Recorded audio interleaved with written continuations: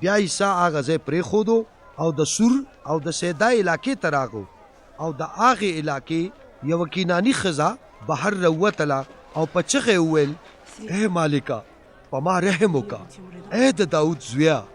زما لور پیریانو سخته نیولې ده خو هغه هیڅ جواب ورنه کړ د هغه مریدان رالل او زاری یې وکړه چې دا ښځه لرې کا ځکه چې په موږ پسې بېواره چغې وهي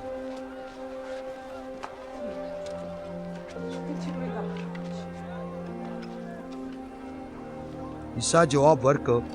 زه صرف د بني اسرائیل د خاندان د روکشو ګډو دپاره رالېږلی شوی یم خو هغه ښځه راله د ده په خپو پرېوته او چغې کړې مالکه زما مدد وکړه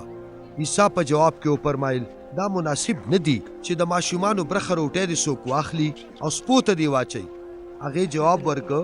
چې او مالکه خو بیا سپي هم هغه ټوکړې خوري کومې چې د مالکانو د درستخان نه وغورځېږي نو بیا عیسی جواب ورکړ چې ته څومره د لوی ایمان لرونکې ښځه یې نو څنګه چې ته غواړې هغه شان دې وشي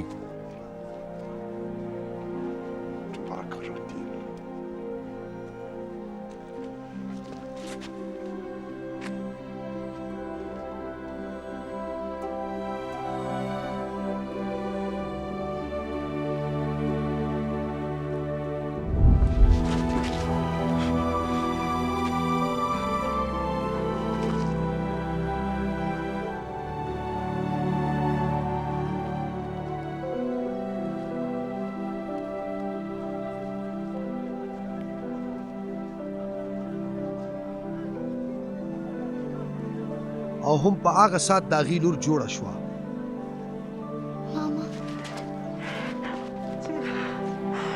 کله چې عیسی د دغه ځایه د ګلیل دریاب په غاړه روان شو نو هغه بیا غره ته بره لاړو او هلته کېناسته نو ډېر خلک ورله رالل چې ورسره ګوډیان ړانده شلیان ګونګیان او نور ډېر بیماران وو او هغې هغه خلک د عیسی خپو ته سملول او هغه هغې روغ کړل هغه خلک په دې ډېر حیران شول چې چاړاګانو خبرې وکړې مات ګوډ خلک روغ شول او ګرځېدل او ړانده بینا شول او ټولو په دې د بني اسرائیلو د خدای پاک لویي بیان کړه عیسی خپل مریدان راوبلل او ورته وفرمایل چې په دې خلکو زما زړه سوځي دوی د 3 ورځو راسې زما سره دي او د خوراک دپاره ورسره هیڅ نشته زه دوی وږي رخصتول نه غواړم هسې نه چې په لاره کې بېهوشه شي مریدانو جواب ورکړ چې په دې خوشي بیابان کې به دومره خلکو له موږه روټۍ د کومه راوړو عیسی ورته وفرمایل چې تاسو سره څو روټۍ دي هغې جواب ورکړ چې 2 روټۍ او یو څو واړه کبان نو عیسی خلکو ته وفرمایل چې په ځمکه کښېنئ نو هغه 2 روټۍ او کبان یې راواخیستل او د خدای پاک شکر یې پرې وویستو روټۍ او کبان یې ټوکړې کړل او مریدانو له ورکړل او مریدانو په خلکو وویشل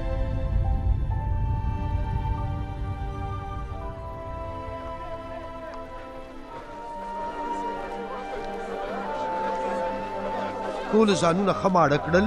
او چې څه ټوکرې ته پاتې شوې نو هغه یې راټولې کړې هغه دومره وې چې و غټې ټوکرې ته ډکې شوې